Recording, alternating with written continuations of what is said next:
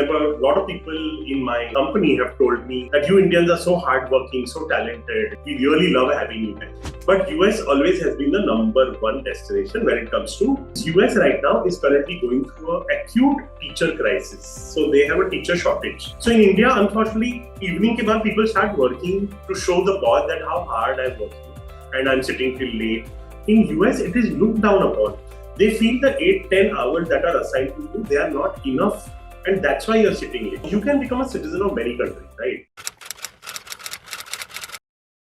Good afternoon, everybody, and welcome to yet another AMA with Vipul Bundal on the topic of business networking. Today, I have a very special friend and a very professional, if I may say, who I have invited.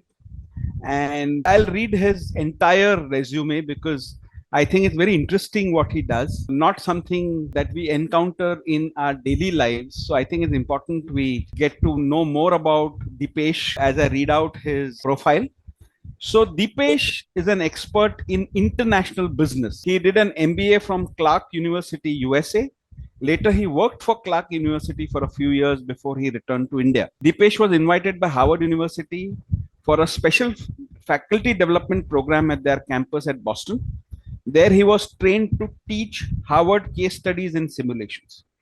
Deepesh is an expert in international immigration and helps people to migrate to countries like USA, UK, Canada, Europe, Australia, etc. He has founded a company called Dsquare Global Private Limited with an intention to help families accomplish their migration goals. He creates customized solutions based on individual needs. That's interesting. So I'm going to ask him a little bit about that. And some of the offerings of Dsquare Global are migrate to the US on an EB5 US green card, citizenship by investment in the Caribbean countries, get cap exempt H1B work permit in the US, getting permanent residency by starting a business in Canada, UK, and migrate with family, invest in Greece, Portugal, or Cyprus and get permanent residency, set up companies in USA, Dubai, and Singapore, and expand your business, and counsel students who wish to study abroad. The reason I read all of these is because each one is different. I mean, I have had several conversations with Deepesh, so I have a fairly good idea, not as good as he does, of course, but fairly good idea that each one is different, and which is the reason I read out that entire list. And interestingly, Deepesh, and this is interesting from a business networking perspective. He is a very happening networker, if I may use the word. So he serves on the committee of the West India Council for the Indo-American Chamber of Commerce.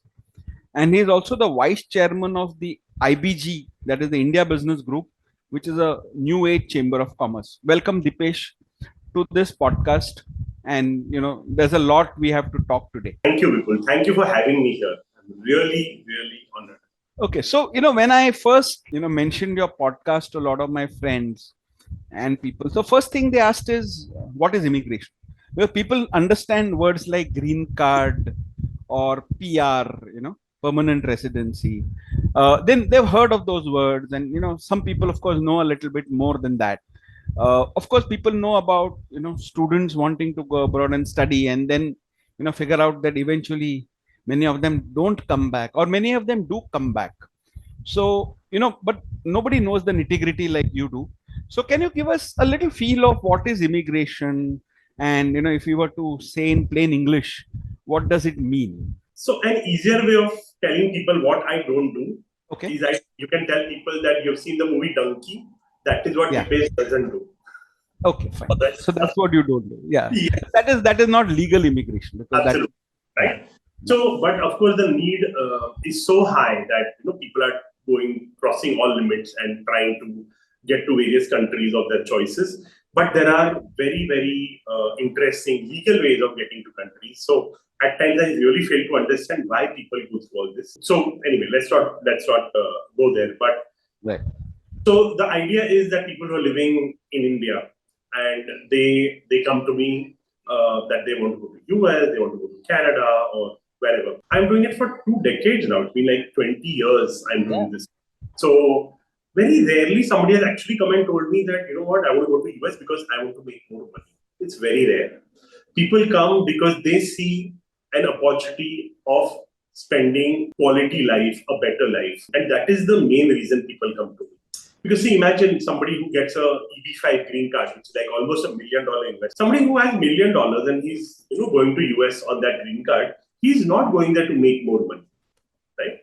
So that's one thing I wanted to tell people, that most of the people who come to me, they want a better life, quality life, and that is why they are looking at migrating abroad. So typically, what is the amount of investment that one needs to do to be able to, make the best of immigration? So I know the answer is not straightforward. It would be depending on the category that they go in for. But if you can just give us a ballpark idea, of the various types of immigration that is there, Sure. and how one can avail of those things. Certainly.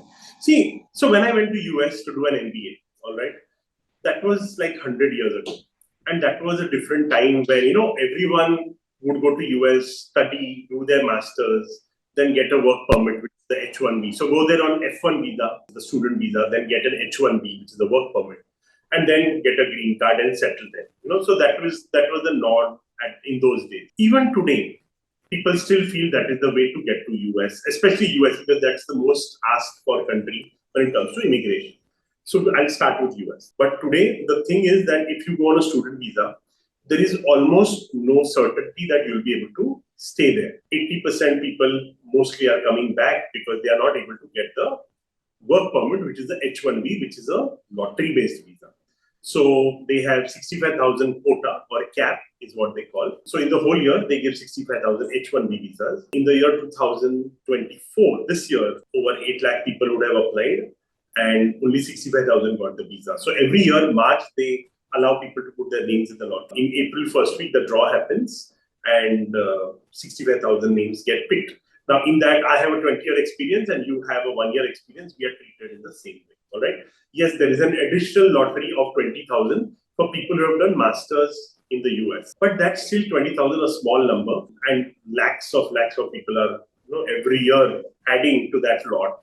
So the takers are huge, but the number always has been very minuscule, which is 65,000. And that's one thing US has managed to stick to for so many years, that they have not increased the quota because they don't want to create unemployment issues and stuff like that. So a lot of people say, oh, US is such a big country, why have they not increased the quota? They are not increasing so that they make sure that there is no problem with their local employment and stuff like that. So when it comes to price points, people typically, when people go there to study, they spend easily between $50,000 and $100,000. In Indian rupees, if we talk about 40, 50 lakh to 1 crore rupees approximately. Just 2 years they will do their masters, and then they cannot do full-time jobs. So they need living expense, which is 10, 15,000 easily per year. So another 2 years is $30,000. So you're looking at easily $100,000, $120,000 for an average master. If you're going to a Harvard or MIT, just multiply that by a few times. After putting so much money, if there is no guarantee that they can stay there, then a lot of people get disappointed. And the disappointment is not because they can stay there. The disappointment is because when they come back, the kind of loan that they have taken and the parents have taken, so the education loan is always against property, against a home. And I have had students who said, my parents' home is about to get sold because there's not a visa that I'm getting, the H1B. And I'm ready to go back to India, but get 20,000-25,000 starting salary. Just because you have a US degree doesn't mean the Indian companies will give you a huge salary, right? So with that kind of salary, you can't even take care of the interest of the loan that you've taken for studies. So that becomes a sad part. So if people are willing to spend between 50 lakh and 1 crore on education without the certainty of being able to live a life there, then I have some interesting solutions where they can still go and they don't have to study. And again, 9 out of 10 students, when you ask them bluntly that do you really want to study or you want to settle there? What do you think they must be saying? Yeah. So price point can be between $25,000 to $1 million, right? $1 million. So US has a very interesting green card program called the EB5. Under this program, you invest $800,000 in a rural area or in certain areas where $800,000 you invest, 100,000 approximately is additional fees and stuff like that. So 900,000 is what you need. In 1.5 to 2 years, your entire family gets a green card. When I say entire family, it's husband, wife, and all children under 21, unmarried children. All right. So they give the green card, and a lot of people say, "Oh, US needs money, that's why they are giving green card." Not at all. Because after 4 to 5 years, they're going to give the money back to you. So it's not that you're buying the green card. It's all about creating 10 American jobs. So each investor who invests $800,000 has to create 10 American jobs. Now, you don't have to worry about creating these jobs. That's why experts like me come into play, and I'll make sure those jobs are created. But the idea behind US giving this green card is that because of your investment, 10 families are able to eat food, put food on the table, or have roof over their head. And that's why we are welcoming one family with a green card. So for this, the investment is $900,000, out of which $800,000 you're going to get back. A lot of times people don't realize that. They say, "Oh, I don't have this kind of money sitting in my account." Not too many people might have this kind of money sitting in their account, but I've done this green card for a lot of people who belong to the middle class or upper middle class families. So they figure, you can take loans, you can take loan against property, you can take a hand loan from anybody, your parents can give, even your neighbor can give you money, right? So it's not that the money has to come only from one source. As long as you can show how you got the money to the US government, they are happy to take any kind of money. A lot of times people get stuck at certain level.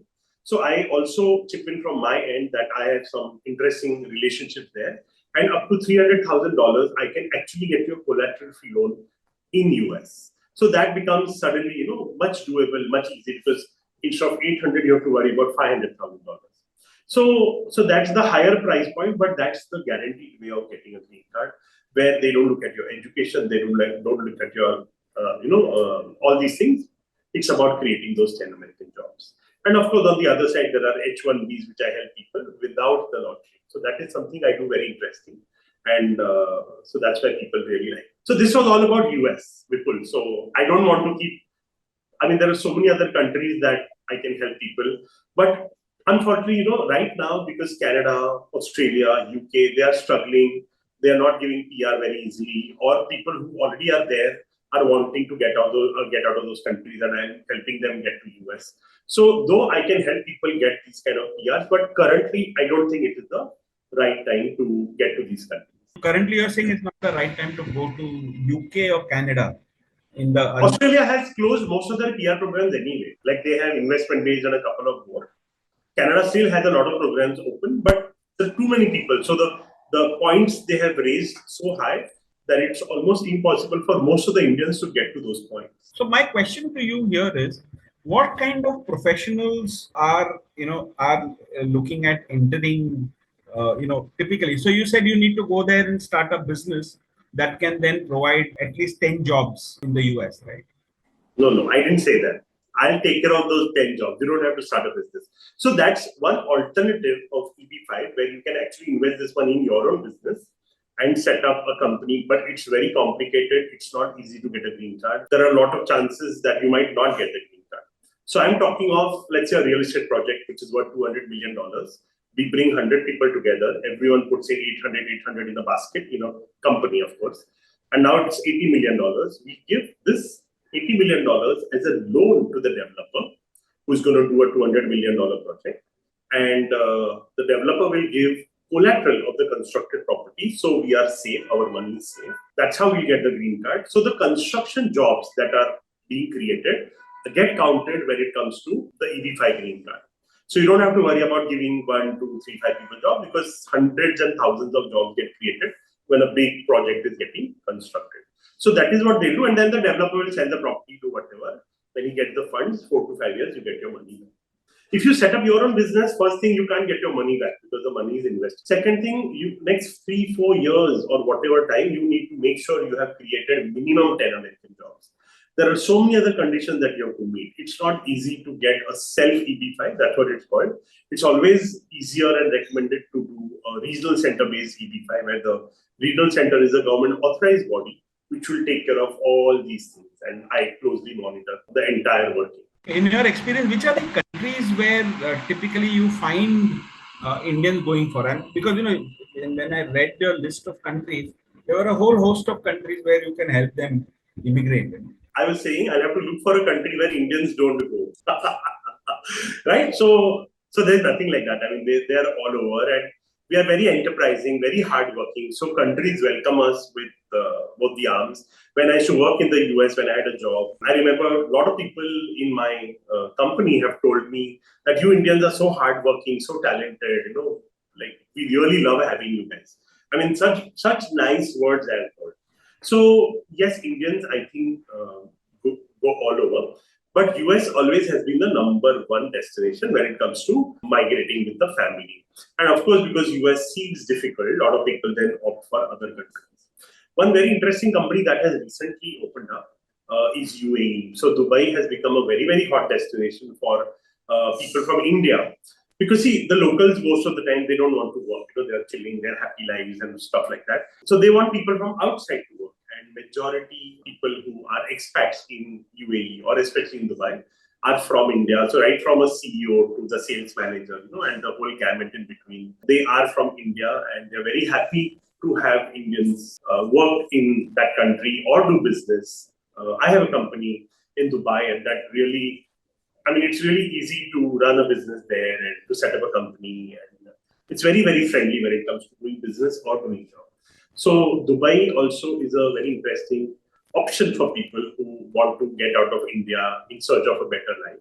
So yes, so Dubai has a lot of things to offer. The other question I had was in terms of somebody wanting to go there because there's a lot of interest, and I know a lot of people take chances, and that not everybody is blessed to have a friend like you. So they end up taking the wrong decision. I mean, and I Right. know people who actually done that.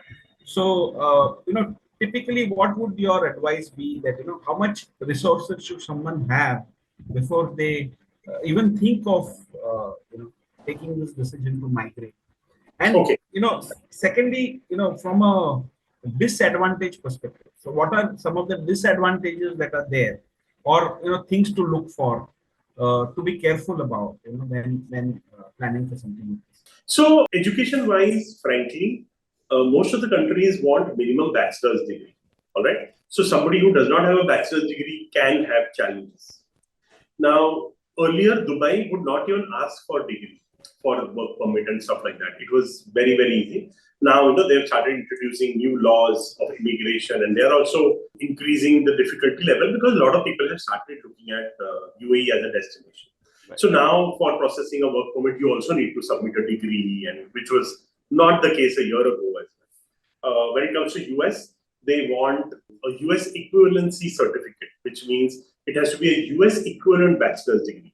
Now, what that means? The US has education system of 12 plus 4 for bachelor's, right? India has engineering 12 plus 4, but when it comes to BCom, BSc, BBA, it's 12 plus 3. And if you've done honors, which is again a very decent thing, then you might get 12 plus 4, but otherwise, most of us are 12 plus 3 if you have done BCom. But let's say you've done BCom or a BA from Mumbai University and you've scored certain percentage, high percentage, then there are these third-party agencies which do your transcript evaluation. One, they will check whether your degree is genuine or fake. And second, they will compare the education that you have had to a US equivalence. And they are authorized to convert your degree to a US equivalent bachelor's 12 plus 4. So though you have studied 12 plus 3, they can convert it, and in their certificate, they'll say this is equivalent to a US bachelor's 12 plus 4. But let's say you passed with mere 40-45%. Yes, you have a degree, but you've not done very well. In that case, the same body might say this is equivalent to a US bachelor's 12 plus 3. So you need to do one more year of education. Now, in that, what happens? Let's say you've done an MBA from somewhere in India, then that will get added and that master. So that conversion has to be done by a third party, and there are certain organizations that are accepted by US government. USCIS has to accept those certificates, right? So yes, bachelor's degree is something that you should definitely look at. If you have masters, nothing like it, because then most of the countries, locals don't study a lot. We Indians, we go there with masters and PhD, and that's how we shine. But even in US, a lot of local people, they like Americans, they don't have master's degree. I mean, they don't even have bachelor's degree in the US. So that's the reason we Indians shine so well. So do you also provide this advice when you talk to a lot of your customers in terms of when to migrate, or they're looking at settling in the US? A lot of people are very clear they want to settle in the US. They're done with India or things like that, Correct. or they feel that their talent would be much more recognized, and economically will be better off in the US. But do you kind of help them with these services at this stage?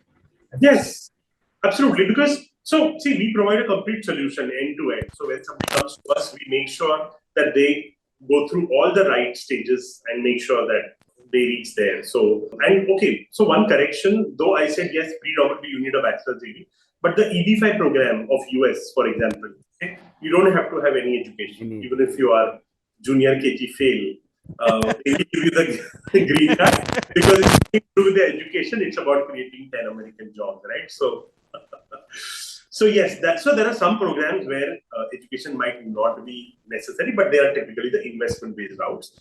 But otherwise, if you're looking at H1B or which is the work permit or work visas all over the world, minimum bachelor. Without that, why would they want a foreign national to come in their country who has not studied, who doesn't have enough experience? They don't want us to, go and experiment there, right? So they want talent, and that's what they are giving us the visa for. So now, what about countries like Australia, New Zealand? A lot of Indians go there, and then they of course go there for a couple of years. They see whether they like it or not. Some of them, of course, come back. Some of them continue. So, is there a different process for this, or is it a similar process in terms of what needs to be done? So every country has a different process, right? So Australia, Canada, they have those points-based system, but Australia is not giving PR based on the points anymore. So the points were always based on your education, your work experience, what have you done in life, your English language proficiency, the IELTS exam, how much you have scored, give you certain points, and based on that you get PR. But Australia, I think, just gave PR to too many people. So for now, they are not giving PR very happily to people. So these are countries. So again, Australia is a big country, right? But if you see, 80% is all desert in between, so you can't even live there. So all the cities are right on the coastal area. So though in a big country, they don't have a big appetite for a large workforce, right? So they have done a smart thing by stopping or pausing most of the immigration programs. So they don't want clutter. So currently, not too many people are going to Australia. New Zealand is very chill. I know people who have gone to New Zealand, but in the last 20 years, I have not got even 20 people asking for going to New Zealand personally. Australia, so of course, some people go, but it's very chilled and it's like Goa. I like Goa for a week, but if I have to stay there for 2 months, I don't think I'm. But every country has different laws, and we have to. And as experts, we know these different laws, and we have to keep updated ourselves with what new law, what new change has come, and so on. Okay, so we've spoken about all the good things so far. I mean, what can happen, and what are the. So, can you tell us a few things that are not so good? I mean, things that one needs to watch for, things that are not so favorable. I know that one, for example, they are actually not looking at our side of the world too favorably in terms of allowing us to settle there for too long. I mean, they don't mind going for a few months here and there, but if you were to go there on a permanent basis, there seems to be some sort of pressure on them to minimize the number of people who go from here. So what are some of the things that people should do in order to make sure that they don't trip themselves when they actually land in those countries? So yes, there can be flip side in almost every country, and a lot of times when people go to these countries, they have no idea. It's like, they've jumped in the pool, they've just read about what is swimming, and now unless you jump in the pool, you'll never learn to swim. But it's little stupid to jump on the deep side of the pool also, right? Where there is no return and you just go. So so it's better to know the pitfalls. So I'm not saying don't try, but it's better to know the pitfalls when you're doing certain processes than going there and then finding out that, oh my God, I can be in trouble. All right. So the first mistake that again a lot of people make is when they go on student visa, especially to US, because once you graduate, you have 2 to 3 months to find a job and switch to OPT. So a lot of people say, oh, I have a 3-year OPT. It's always a 1-year OPT. STEM program, if you're doing, then there is a STEM extension that you have to apply. There are some people who never got STEM extension. So in 1 year, if you don't get H1B lottery, then you have to come back. Right? So this is one thing. Second, even if let's say you get a H1B visa, you're blessed. You're far better than somebody who's on F1, which is student, and you have to come back to India or your own home country. But H1B can also be a little risky because if you lose job, let's say you're working for Google. Google has sponsored your H1.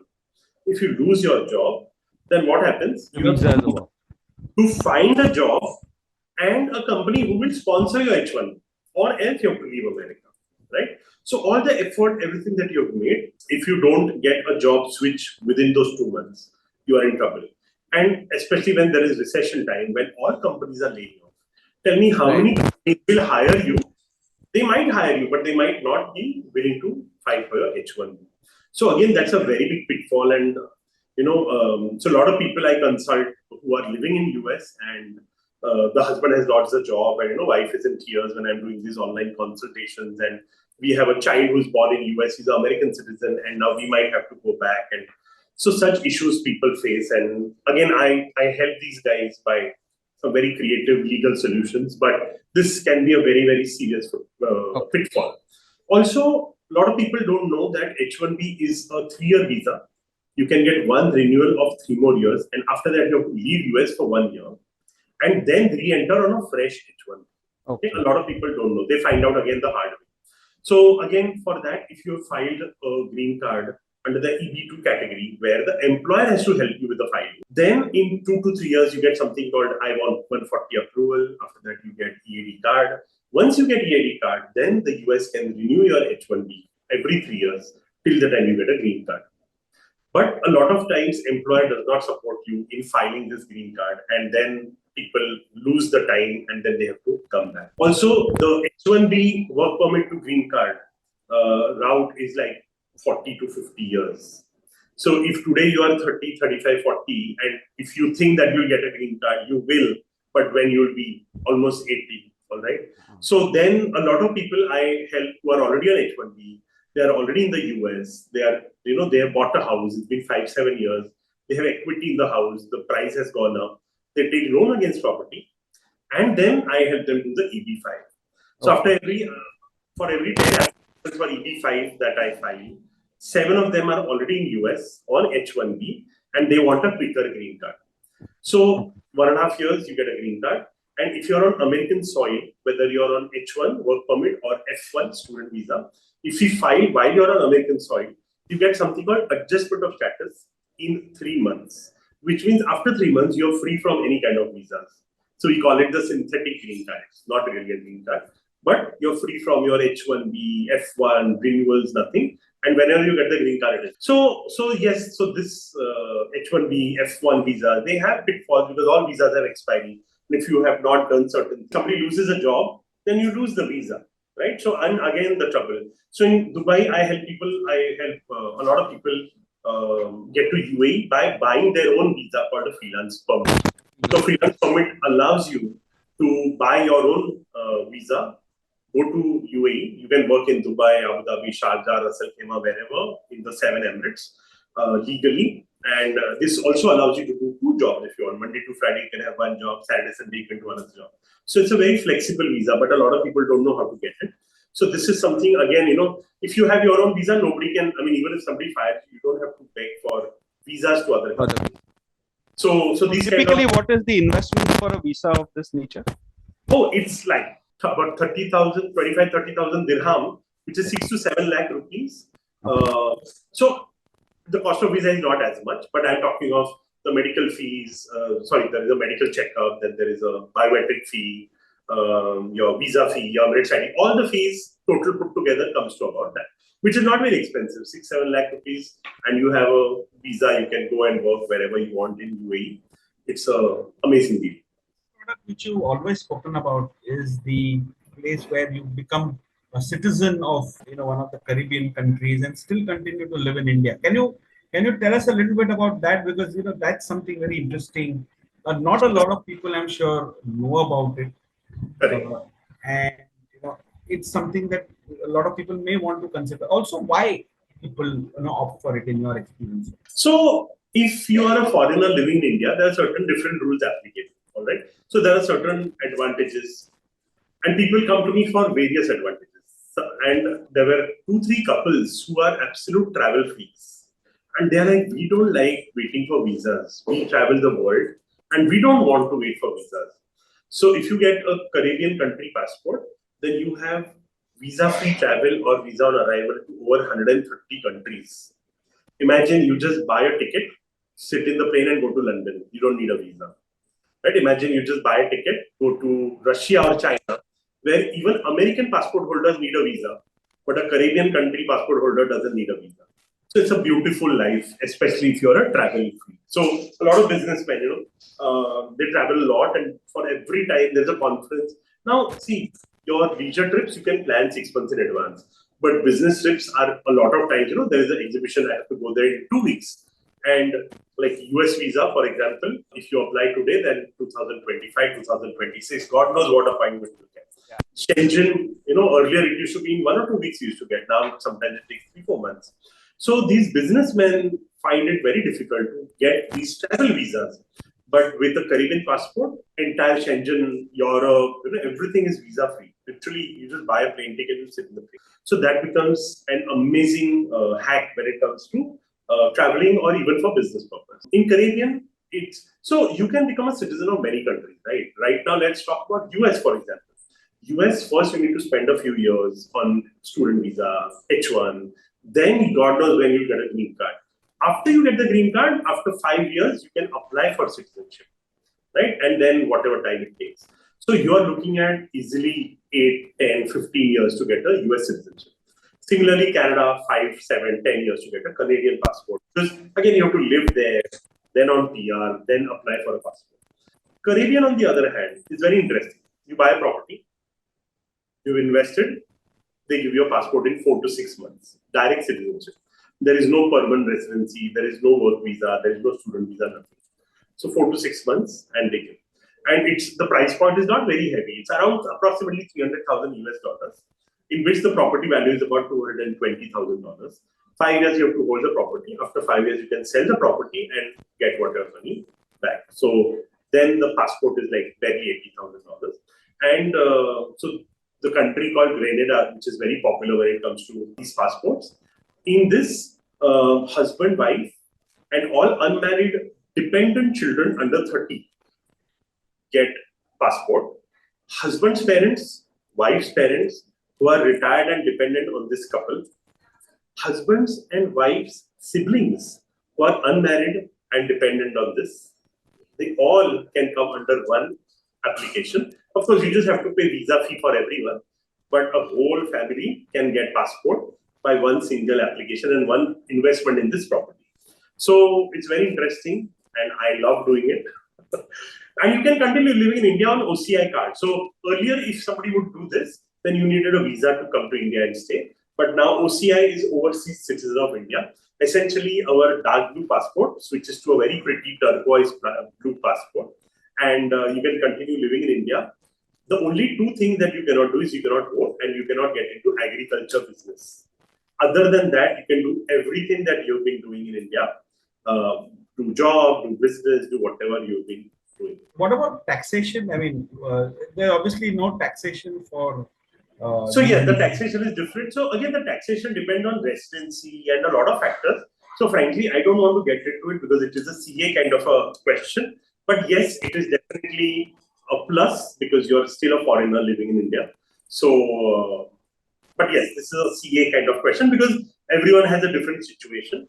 But there is an advantage for sure. That because then we get into other areas which is not necessarily related to immigration. Correct. Okay, so tell me, what are the kind of people who typically approach you, Deepesh? Because this looks like not something that, let's say, what 85% of Indians would do. I mean, and the normal sorts of thing. So, what are the kind of people who typically come to you. And I'm talking about the ones who come to you for legal. No. Everyone comes to me for legal only. So, because I'm known for the legal stuff, right? So, frankly, there is no one type here because I have got school teachers coming to me, I have got software engineers coming to me, I've got architects who come to me, I've got doctors who come to me, engineers, obviously. So there is no one category or one type of people because I can pretty much help anybody in any situation to get to some country legally, So I cannot really point out. But okay, some very interesting thing that I can share since you asked a very specific question profession-wise is US right now is currently going through an acute teacher crisis. So they have a teacher shortage. I'm working with the state of Texas right now where I can help anybody who has a bachelor's degree who is fluent in English. So they need a US equivalent bachelor's degree fluency in English. And then they have to clear an exam, which is so you can do the training in 3 months, online mode. Fourth one, you can give the exam. The exam happens everywhere in India as well. So once you clear that exam, I can help you get a job as a teacher. And the teacher jobs come under cap exam category. So again, no H1B lottery. Directly you can get job under H1B. So total process takes like 8 to 10 months and you can fly and you can start a job and a career as a teacher. Even if somebody has never worked as a teacher, we can do this for them. And because first 9 months, everyone will do an internship. It will be full-time salary, nothing less, but they will call it as an internship where you are kind of learning on the job and then you'll become permanent and then there is a lot of chances. So that's an interesting career if somebody has not thought about it, but they still want to get to US by not spending lakhs and crores. So then this can be a relatively inexpensive alternative. Also, I believe there are a lot of opportunities for nurses and health caregivers as a business, right? I mean, as a category for jobs, especially. Yes. Again, so medical field when it comes to doctors, nurses, healthcare professionals, huge demand all over the world, including US, UK, Dubai. If you see, I mean, all doctors are Indians only, all nurses are Indians only. So yes, and it's relatively easy to get these people visas because the demand is there, right? See, if you find somebody who is amazing in marketing, marketing genius, there are enough people in US who can be marketing wizards, right? So for to get a H1B sponsor will be not very easy. But somebody who's a software engineer, somebody who's a doctor, somebody who's a dentist. So the demand is tremendous and the supply is limited. So these people will be easily able to get visas and do this. Okay. So I'll take a question from the community. So there's a few questions which have come from. So this is a question from Raj Vyas. It's a little broad in nature, but I'll still ask because Raj has been kind enough to put it. So he says, what strategies can individuals use to effectively search for a job in a new country? So, I mean, firstly, do you cater to such needs? And if yes, I mean, how does one go about searching for a job? Sure. So, frankly, I am not in the business of giving jobs to anybody. Right. So, I cannot comment on that. The only thing is, so for example, I talked about the UAE freelance visa, right? So, a lot of companies are not willing to sponsor people visas. Right. So, people are applying to Dubai, but they're not able to get jobs. And the reason the employer spends whatever 25,000 dirham on all these things that I mentioned, the health checkup and the biometric and the visa fee. And let's say you switch the job, they cannot find you, their money is down the drain. So a lot of employers are uncomfortable to spend on sponsoring people. But if you have your own visa, now once you have visa, you get Emirates ID, and Emirates ID makes you resident of UAE. When you send out resumes, you put Emirates ID number in your resume. Now, when a company looks at your resume, they see you are a resident of UAE. They immediately think, I don't have to worry about visa, right? So now getting a job becomes much easier. So these are places where jobs are available, but visas cannot be easily available, right? Similarly, there is a situation where US, if I'm saying over 800,000 people applied for H1B this year, that means so many jobs are available because H1B is not like a tourist visa where you just go online, pay $185 and say, I want an appointment for visa, right? A company has to give you a job, they have to sponsor you, pay the legal fees, and only then your name will be in H1B lottery. So the fact that over 800,000 people applied in the lottery, that means the jobs are available, right? So if you have the right visa, is what my formula is, then getting job becomes quite easy. So, another question which comes to my mind as a result now is, if say some young person, I mean, he's just maybe finishing his education and is not gone to the US to study, but has long-term plans of moving to the US and settling there. So typically, what is, and let's say wants to get in touch with you, what would be the time frame that such people should have before they actually begin this whole process? So and that includes the time they will give you to consult them and give them. So what is the time frame that one needs to have in mind? But I'm So sure a lot of people come to you at the last minute, virtually at the last minute, right? So, because I don't do admissions, student admissions, then there's no last minute, right? Anybody who comes to me and they want to become a teacher, I can start the program anytime, and once they are done, they can go.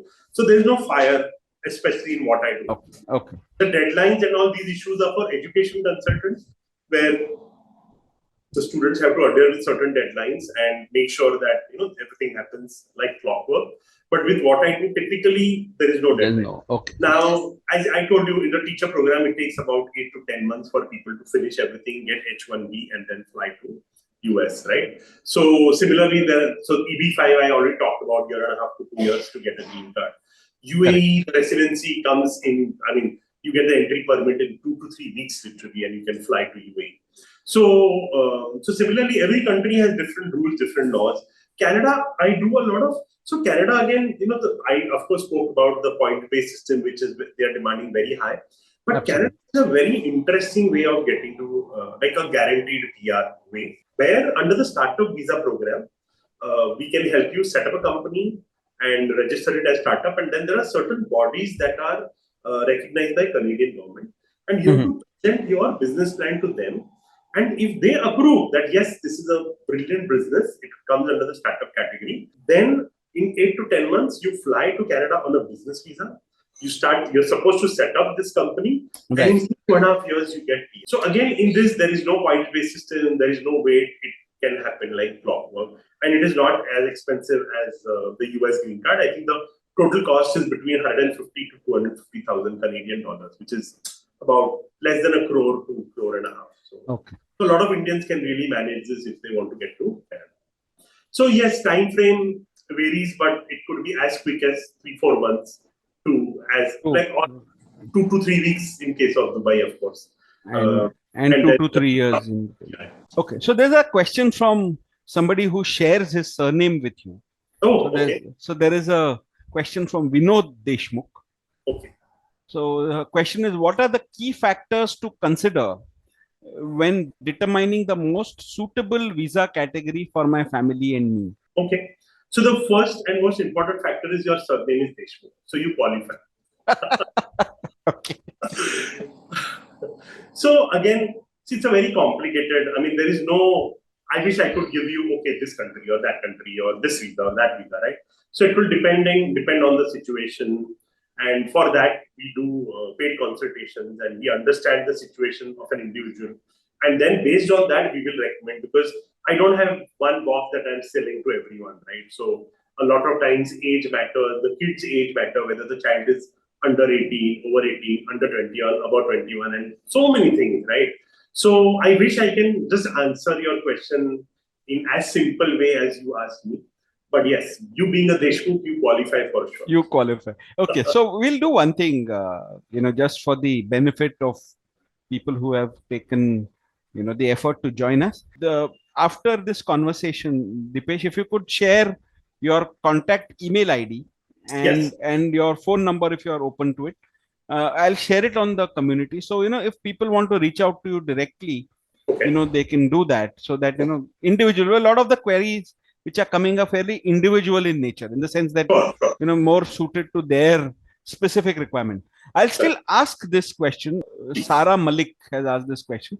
What advice do you have for maintaining a work-life balance while adjusting to a new environment? I know it's not directly in your domain, but having met so many people, I'm sure you have some experience and maybe you can help with this. Yeah. So, see, work-life balance is very important, and we all want it and crave for it. In India, if you're having a job and if you can leave your job at 5 or 6 p.m. and walk out without bothering about your boss, 8 p.m. for Mumbai. Yeah. 8 So, p.m. if it's Mumbai, then you'll get take 2 hours to reach home. That's a different problem. But like US, I worked there and it was amazing. Like Monday to Friday, 8 a.m. to 5 p.m. 5:30, the office is empty. So in India, unfortunately, evening ke baad people start working to show the boss that how hard I'm working and I'm sitting till late. In US, it is looked down upon. They feel the 8-10 hours that are assigned to you, they are not enough.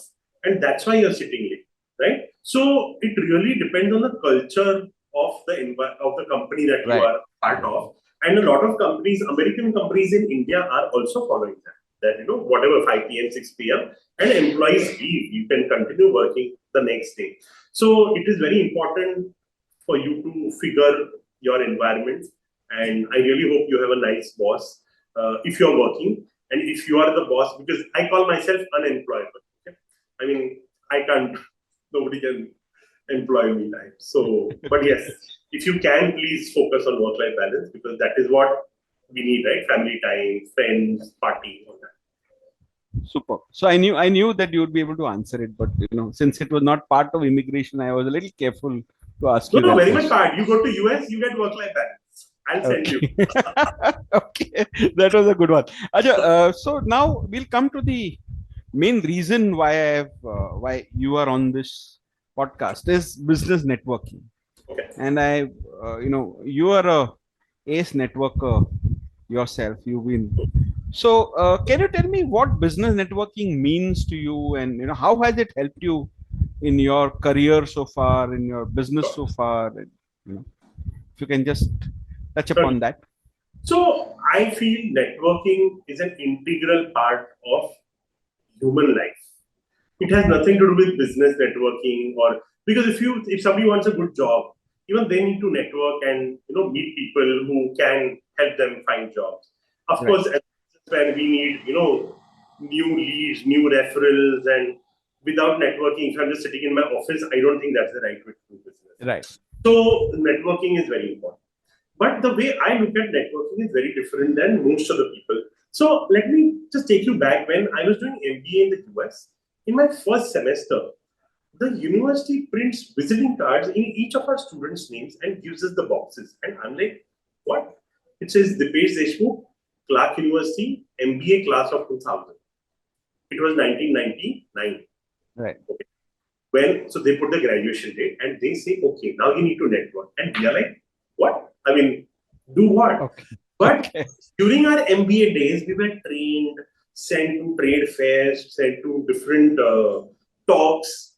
And that's where we would give our card and it was scary initially. And then eventually it became a part of our lives. And I think I'm really blessed to have learned it this way. So now it has become a nature where, I love to meet people. But I don't network with an intention of doing this. Because the moment you do that, you feel sorry, you feel sad. Because a lot of people, they go to a networking event or any event and they say, oh, today I got so many business cards. That's not the intention of, networking. The idea is if I meet 20 people, I might connect with 1 or 2 people. But that 1 or 2 are way more important than the 20, 50 visiting cards that somebody goes and collects. Correct. So that's one thing. So I focus on connecting with just a couple of people in that one evening or whatever event I'm part of. Second, I network with no expectation. So I don't promise myself that, I need business from this organization, this event. I travel to a lot of countries. I go to Dubai almost every month. Next week, I'm going to Africa. Frankly, I have no idea what I'm going to go and do there. There are a couple of events I'm invited to. I have nothing to do with Africa. First time I'm going. But I'm only going worst case what? I'll meet a few people, I'll make some friends, and I'll come back. So I have that kind of an open mind when it comes to networking. And trust me, when you figure this part out, you feel very happy, blessed. Because then you make friends, right? So. Super. So you're part of a networking organization. We both are actually, BNI. So how's been your journey with BNI? You actually been part of the chapter leadership team also. Yeah. So can you walk us through your experience in BNI? Because a lot of questions which come to us later is, what do you think we should do about BNI? I of course share with them my experience. So I would love to know more about your experience and how has So, it been so far? so I mean, it has been a fun journey, and I'm a fun person. Okay, so wherever I go, I have fun. Yeah. And but yes, BNI is a very organized way of networking. Right? It is a networking organization or a referral organization. Correct. And what I really liked about this organization is people go out of the way to find people for you. It's like if my chapter has about 150 people, I have 149 sales people working for me. Right. That doesn't happen anywhere. Of course, I know some more forums where this happens, but BNI is a much larger organization and it happens in a very, very structured way. So that's really something nice about BNI. Some people don't like BNI because they say it's like school and attendance. But you know what? Out of sight is out of mind. If you don't go to an organization and show your face, nobody will remember you. And I'm a part of some other organizations where there is most of the organizations the attendance is not compulsory. People go 2, 3, 4 times and then whole year they don't go. When it comes to renewing your membership, they say, "Oh, I didn't get any business." Boss, you were never there.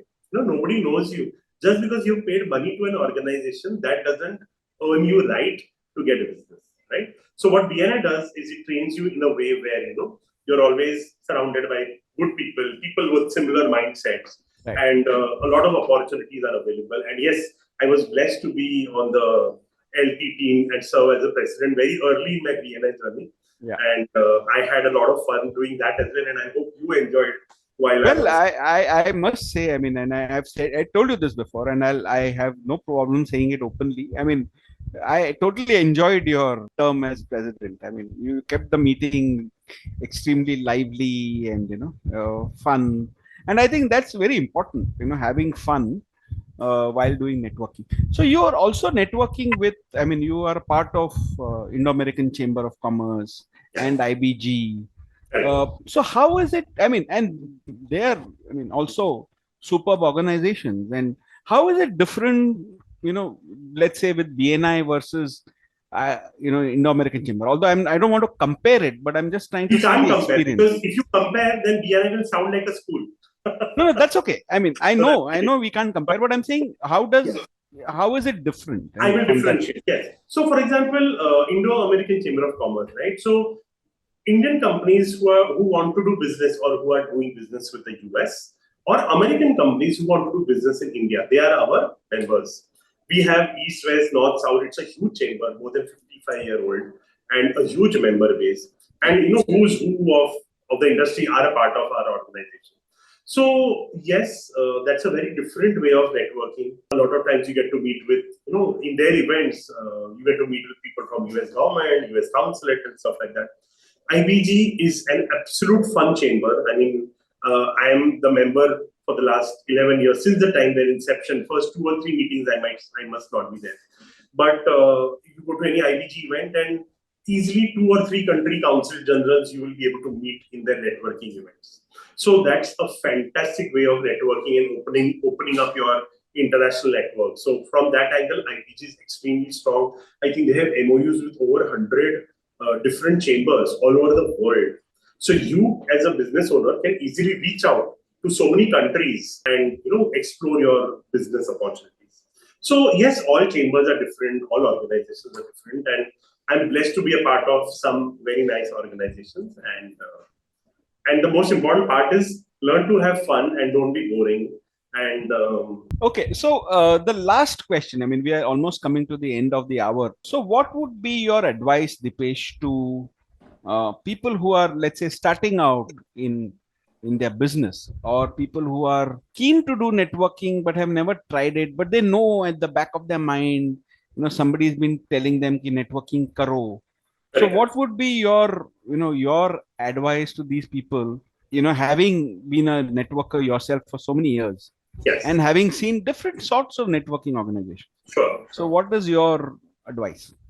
So my advice is definitely that they should be a part of some networking organization or a chamber of commerce.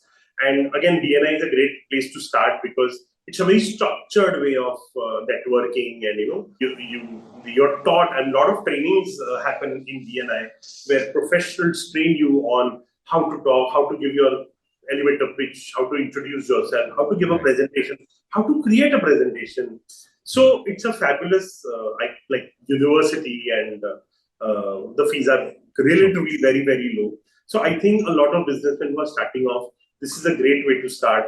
If you have anything to do with US, if you want to get any business done with US companies, then again, Indo-American Chamber of Commerce is a fabulous organization. And IBG, of course, it's like home to me, and I would love to invite you guys for a session. As a non-member, you can come and experience an event, and so yes, but please be a part of some organization and force yourself initially, because like if you don't know how to swim and if you step into the pool, you're going to be shit scared. But unless you step in the pool, you will never ever learn to swim, right? So just jump in. Super. That's it's exactly 4 o'clock, Deepesh, and thanks for being so open about all the points that we spoke of. I'm sure there's a lot more about immigration, and there's a lot more about networking which we haven't been able to touch. I just wanted to give a flavor of what you do. As I said, if you can share your contact numbers, if you want to say it aloud, you can say it right now. I will share my office phone number, because then somebody from my staff can handle and set up an appointment. Because so if you can say that now on so that then they can. So the phone number is 82919 24600. So, and then you can email to hello, hello at dsquare.global. I'll share this on the community as well. Yes. And all those who would like to get in touch with Deepesh's office can do that. And I mean, I love what he said. He said networking is all about having fun and, not be boring. And, he's a good example of how not to be boring and how, you can, as a result, be attractive to people. People will get attracted to you, and then they'll come and do business with you. And it's an art which you can learn if you don't have it naturally. And I mean, if you're there in it, you can learn it. And Deepesh is a great example of that, and a great leader, great friend. Thank you very much, Deepesh, for sparing the time. Obviously, we'll meet again very soon. And until then, have a nice day and good luck. Thank you so much, Vipul. Thank you for having me, and you're a dear friend. And it's always fun to spend time with you. And thanks for having me here on this platform. I feel blessed. And thank you guys. It was really nice talking to you. And I would love to meet you guys. Take care.